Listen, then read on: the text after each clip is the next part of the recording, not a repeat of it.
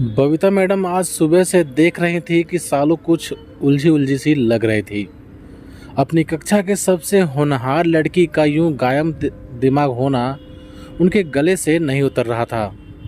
आखिर जब उनसे ना रहा गया तो वो सालू को बुलाकर बोली, सालू क्या बात है बेटा, सुबह से देख रही हूँ, बल्कि कल भी मुझे लगा था कि तुम कुछ परेशान हो। क्या हुआ है बेटा, बताओ मुझे। नहीं नहीं तो मैडम जी, ऐसा तो कुछ ना है, आपको ज़रूर कुछ गलत फहमी हुई है। सालू जैसे नींद से जागी। उसका बयान और उसका भाव बिल्कुल भी मेल नहीं खा रहा था। बबीता जी ने कुछ देर उसे ध्यान से देखा और बोली, लंच टाइम में मुझसे स्टाफ रूम में आकर मिलना। सालू ने ना चाहते हुए भी हाँ में सर हिला दिया और मरे कदमों से अपनी सीट पर जाकर बैठ गई। आज लंच टाइम का इंतज़ार जाने क्यों बबीता जी को बहुत भारी लग रहा था और उनके आश्चर्य की सीमा नहीं रही जब लंच टाइम लगभग ख़त्म होने वाला था और सालू उनसे मिलने नहीं आई। यह पहला मौका था जब उसने नाफरमानी की थी। स्टाफ रूम के सामने से गुजरती दिव्या को देखकर बबीता जी ने आवाज़ लगाई, दिव्या सुनो ज़रा बेटा, सालू को देखो कहाँ है, जहाँ भी हो उससे कहो कि तुरंत आकर मुझसे मिले। जी ठीक है मैडम, यह कहते हुए दिव्या सालू की तलाश में निकल गई। पूरा स्कूल छान लिया पर दिव्या को सालू कहीं भी नहीं मिल रही थी। आखिर वो थक कर वापस जा ही रही थी कि बीटीसी के कोने में एक पेड़ के नीचे बैठी सालू दिख गई।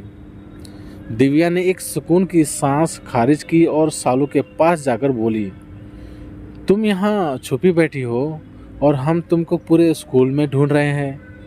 अब जल्दी चलो, बबीता मैडम तुम्हारा इंतज़ार कर रही हैं। सालू ने जल्दी से अपनी आंखों में भर आए मोटे मोटे आंसुओं को छुपाया और फिर बोली, तुम चलो हम आते हैं। ठीक है जल्दी आना, यह कहकर दिव्या पलट गई क्योंकि लंच टाइम खत्म होने की घंटी बज गई थी। सालू भी लगभग खुद को घसीटते हुए स्टाफ रूम तक जा पहुंची, जहां बबीता मैडम तन्हा ही उसका इंतज़ार कर रही थी। बबीता जी ने एक बार फिर नज़र भर कर सालू को देखा और बोली, बाहर क्यों खड़ी हो, अंदर आ जाओ।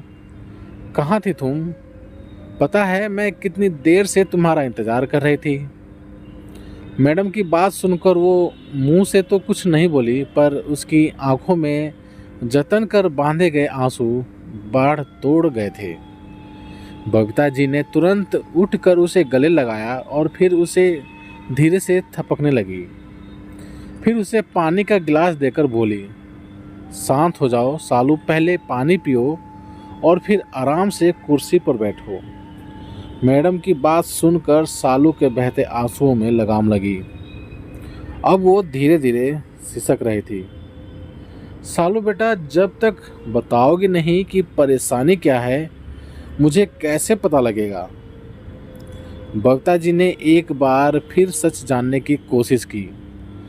मैडम की बात सुनकर सालू शून्य में नज़रें जमाकर बोली, आपको पता है मैडम जी, परसों हमें पहली बार पीरियड्स आए।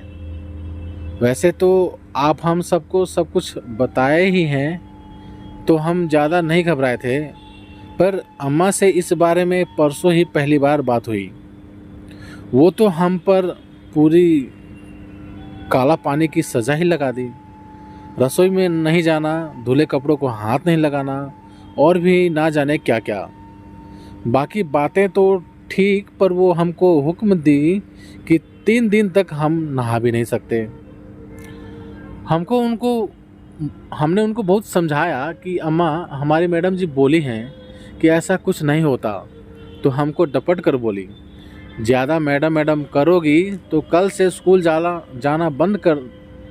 हमारी ही गलती है जो हम उस मैडम की बातों में आकर तुमको स्कूल भेज दिए। पता नहीं का उल फजूल सिखा दी हैं। अरे पता भी है, इन दिनों नहाने से जब बच्चा होता है तो बहुत परेशानी होती है, बच्चा मर जाता है।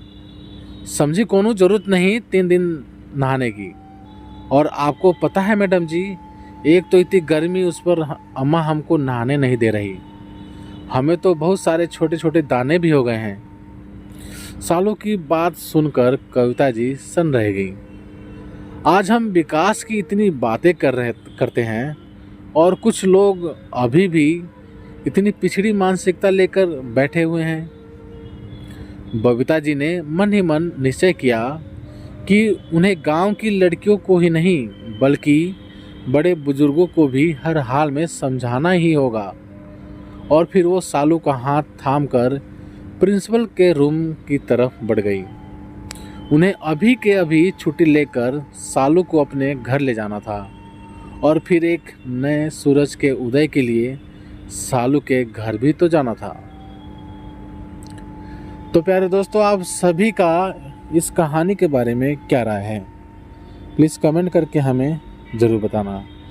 यदि ये कहानी आप सभी को पसंद आई हो तो प्लीज़ लाइक करना, शेयर करना और चैनल पर नए हो तो चैनल को सब्सक्राइब भी ज़रूर कर देना।